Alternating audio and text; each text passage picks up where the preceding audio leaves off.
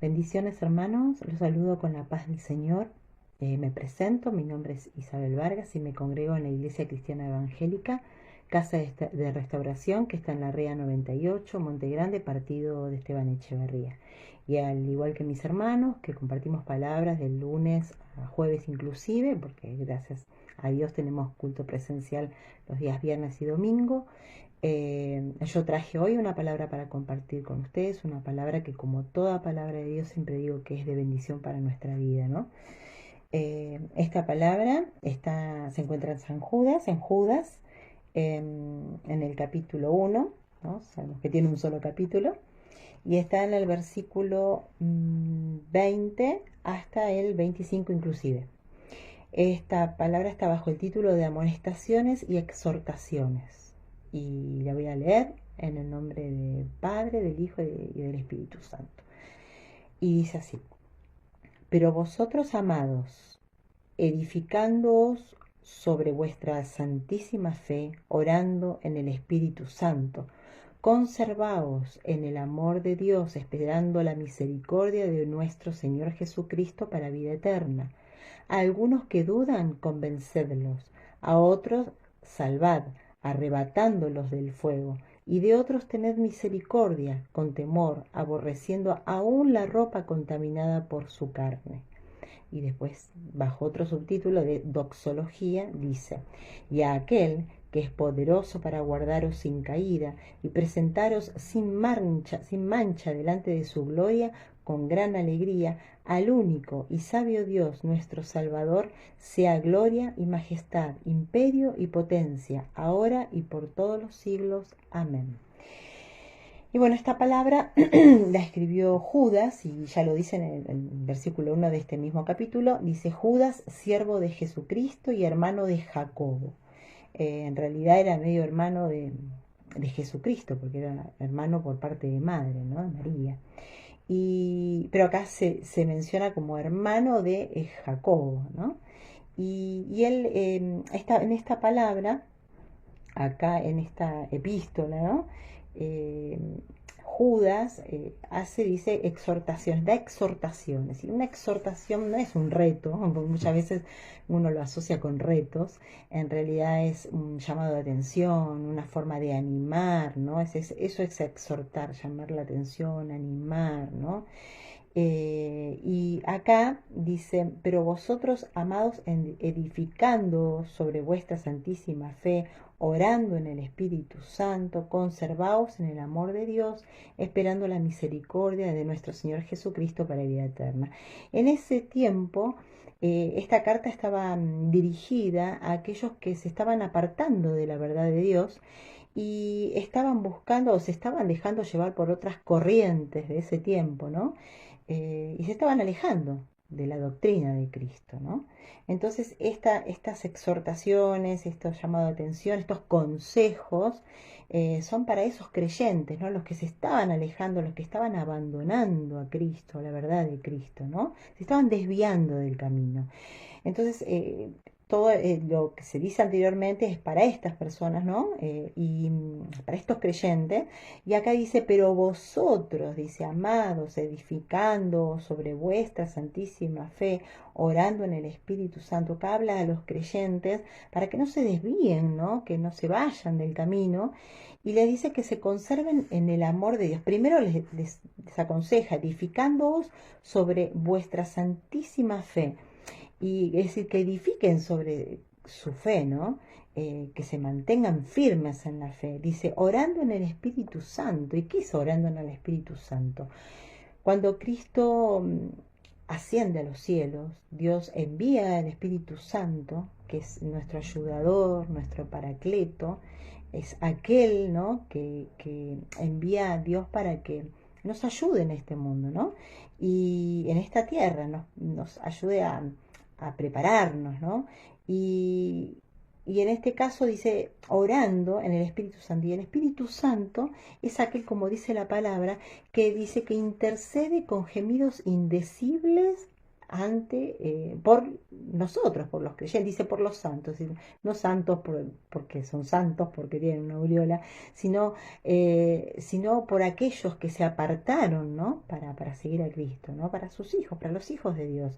Entonces dice, orando en el Espíritu Santo. El Espíritu Santo, entonces, aquel que intercede con gemidos indecibles por los hijos de Dios, ¿no?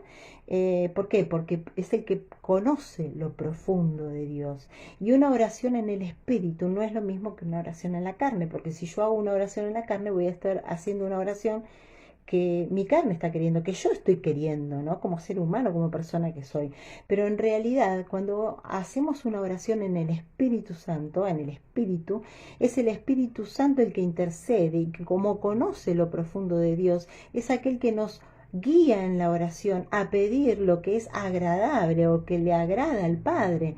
Y cuando yo pido lo que le agrada al Padre, lo que tiene que ser, es lo que Dios quiere para nosotros, ahí es cuando la respuesta es positiva y todo es para bendición, ¿no? Porque Dios no nos va a dar algo que nos va a hacer mal, por lo contrario, nos va a dar algo que nos va a hacer bien a nosotros, pero siempre y cuando pedimos lo que es su voluntad, sabiendo que su voluntad, dice, todos los que aman a Dios, todas las cosas obran para bien. Sabemos que todo lo que Él nos va a dar va a ser para bien, ¿no? Él quiere nuestro bien, nunca quiere nuestro mal.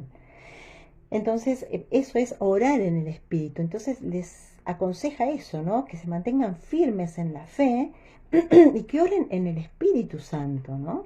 Conforme a la voluntad de Dios, siempre dirigidos por el Espíritu Santo. Dice, conservaos en el amor de Dios, esperando la misericordia de nuestro Señor Jesucristo para vida eterna. Es decir, que se conserven en el amor de Dios, cerca del pueblo de Dios, ¿no? Dice, esperando la misericordia de nuestro Señor Jesucristo para vida eterna, ¿no? Algunos que dudan, convencedlos. Y en otras traducciones dicen, tener compasión de los que dudan. Si son dos cosas, ¿no? Tener compasión de los que dudan, ¿no? Y dice, algunos que dudan, convencedlos. Después dice, a otros salvad, arrebatándolos del fuego, y de otros tened misericordia, con temor, aborreciendo aún la ropa contaminada por su carne. Acá no me está hablando de que desprecia al pecador, ¿no? Acá me dice que desprecia el pecado, es decir, que no, que me aparte del pecado, pero que sí me acerque al pecador, ¿no? Que lo lleve a sus pies, a los pies de Cristo, ¿no? Ojo, no malentendamos esto. ¿Y cómo podemos hacer esto? ¿Cómo se puede hacer? ¿Cómo podemos convencer a los que dudan? ¿Cómo podemos salvar, arrebatar a otros que están ya, como dice acá, ¿no? Arrebatándolos del fuego? ¿Cómo podemos tener misericordia de otros, ¿no? De los que están alejados de Dios? ¿Cómo podemos ayudarlos? En síntesis, con nuestro testimonio. Si de la única manera que podemos ayudar a aquellos que dudan, a convencerlos, ¿no? A tener, dice, compasión de aquellos, es por medio de nuestro testimonio, ¿no? Nuestro testimonio habla más que las palabras, dicen, ¿no? Muchos, y es verdad, como decía Pablo, ¿no? En la palabra, que nuestro testimonio tiene que ser carta leída, ¿no? Y por medio del testimonio, del buen testimonio, que podemos ayudar a otros. De eso me hablaba esta palabra, ¿no? En estos momentos tan difíciles. Y termina con una doxología. Y doxología, esta palabra es compuesta del griego y significa doxo, fama u opinión, y logos, palabra o conocimiento. En síntesis, una doxología es un canto de alabanza para proclamar las maravillas de nuestro Dios. Y la doxología contiene verdades sublimes y excelsas acerca de nuestro Señor, ¿no? ¿Y cuáles son esas verdades, no? Esto es doxología entonces, ¿no? El canto de alabanza, pero que destaca, ¿no? Destaca la grandeza de Dios. Y esas verdades, ¿no? dice sublimes de Dios, ¿no? ¿Y cuáles son esas verdades? Y dice, y aquel que es poderoso para guardaros sin caída y presentaros sin mancha delante de su gloria con gran alegría. Y acá me está diciendo, y aquel que es poderoso para guardaros sin caída. Es decir, que pueda yo, que sea capaz o no de guardarme, guardar es cuidar, ¿no? De cuidarme, de caer o no, ya más allá de que pueda o no hacerlo, él sí. Es decir, yo puedo, es decir, Cristo puede guardarme a mí, ¿no? De caer, puede cuidarme de que yo vaya a caer, ¿no? Pero lo hace Él puede hacerlo, ¿no? Y acá lo dice, y aquel que es poderoso para guardaros sin caída y presentaros sin mancha, es decir, Él es poderoso para cuidarme de que yo no caiga, para presentarme, para hacer que yo me pueda presentar sin mancha delante de Él. ¿Y cómo lo puedo hacer?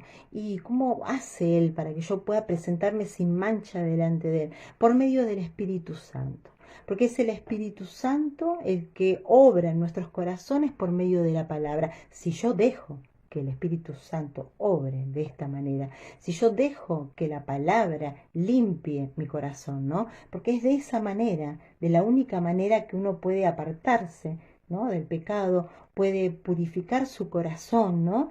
De esa manera, por medio de la obra del Espíritu Santo a través de la palabra, ¿no? Pero para eso siempre, por eso Dios nos dio el libre albedrío, ¿no? Siempre depende de que yo tenga de que yo quiera, ¿no? Depende de nuestra voluntad. Dios no nos obliga a nada, pero yo tengo que querer ser limpio, yo tengo que querer tener el corazón puro, purificado para poder presentarme ante el Señor.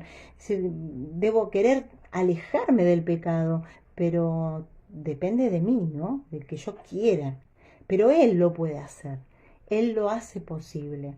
Es decir, yo con mis fuerzas no puedo hacerlo, pero Él sí lo hace posible a través del Espíritu Santo y por medio de su palabra, ¿no?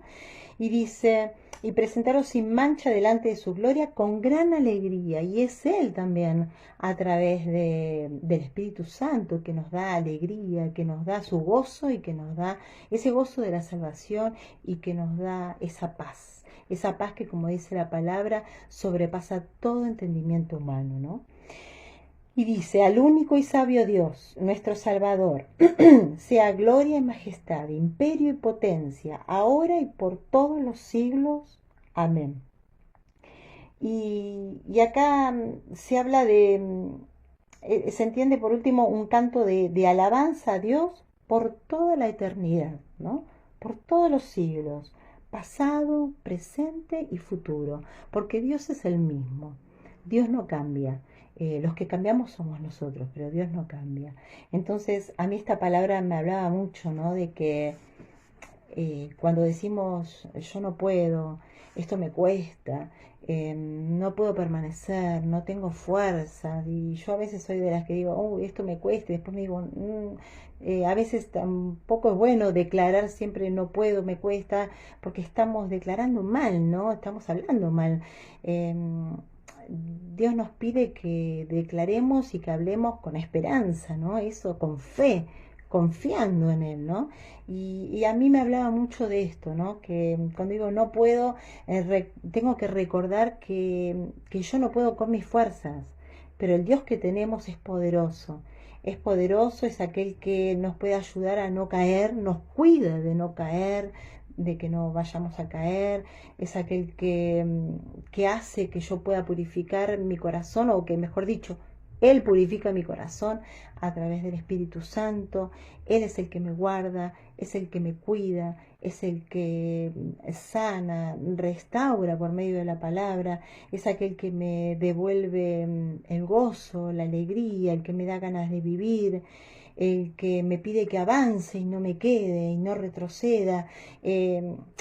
Ese Dios es el que tenemos, ese Dios es el que tengo y ese Dios es el que tenemos, porque la palabra principalmente fue para mí, porque es a mí a quien me la dio, yo la comparto con ustedes, pero la palabra me hablaba mucho de esto, ¿no? Que cuando digo no puedo, esto me cuesta, recuerde que tengo un Dios poderoso, ¿no? Un Dios que es el que me está cuidando de no caer, es el que me fortalece con su palabra, el que me levanta día a día, el que me esfuerza cada día, ¿no? El que me da gozo y ganas de vivir, ¿no? Pero siempre tengo que ser yo también, ¿no? La que quiere eso, la que quiera vivir de esa manera, ¿no? Dios no obliga a nadie a nada. Él nos ofrece un cambio de vida, pero yo tengo que querer ese cambio de vida, ¿no? Y muchas veces venimos con cosas que hacen que miremos para atrás y volvamos a pensar de una manera que no es la que le agrada al Señor, ¿no? Dios quiere que pensemos como lo que somos, nuevas criaturas, ¿no? Nuevas criaturas en Él, que podamos confiar plenamente en Él, permanecer firmes y permanecer firmes en la fe significa creerle, creer en sus promesas, creer en sus promesas que se van a cumplir en mi vida, ¿no? Eso es lo principal, de eso me hablaba a mí mucho la palabra, ¿no? Y por eso es que comparto esa palabra con ustedes y cuando leí esta doxología, recordé cuando llegué al camino, yo llegué al camino en un momento muy difícil de mi vida, muy difícil, y congregaba cerca de la clínica a la que tenía que ir a ver a mi hija y fue un lugar que Dios me dio para alimentarme en ese tiempo, ¿no? Esos 4 meses. Y yo recuerdo que entonaban, decían doxología, y entonaban estos versículos, y yo no entendía, porque recién llegaba y no entendía nada, no sabía ni cómo se sostenía la Biblia, ni cómo se abría, ni los libros, no conocía nada. Era ignorante en todo sentido. Y bueno, y cuando leí esta palabra me trajo a memoria, ¿no? Cuando empecé a leer la Biblia en ese lugar y empecé a entonar esta alabanza, porque doxología, estos dos versículos, versículos 24 y 25, le pusieron música y es una alabanza tal cual como dice la definición de doxología, ¿no? O es un canto de alabanza para proclamar la grandeza de Dios, ¿no? Y bueno, y me trajo a memoria y realmente me hizo recordar y que no tengo que olvidar que Dios es grande y es poderoso y es el que nos sustenta, es el que nos fortalece cada día.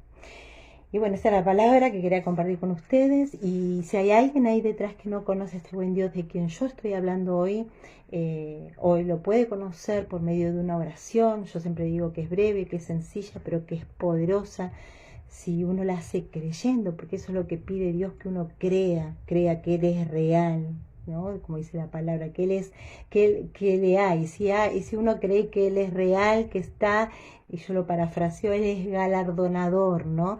Galardonador quiere decir que premia a aquel que cree que Él está, ¿no? Que existe y que es real.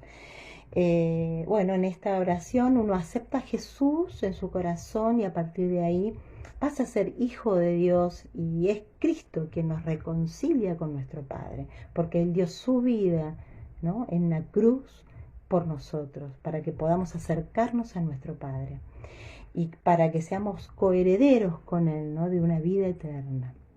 Entonces yo le invito a hacer esta breve y sencilla oración, si pueden repetir conmigo. Amado Señor Jesús, te doy gracias por escuchar esta palabra. Yo hoy me presento ante ti, me decido y te recibo en mi corazón como mi único y verdadero Salvador.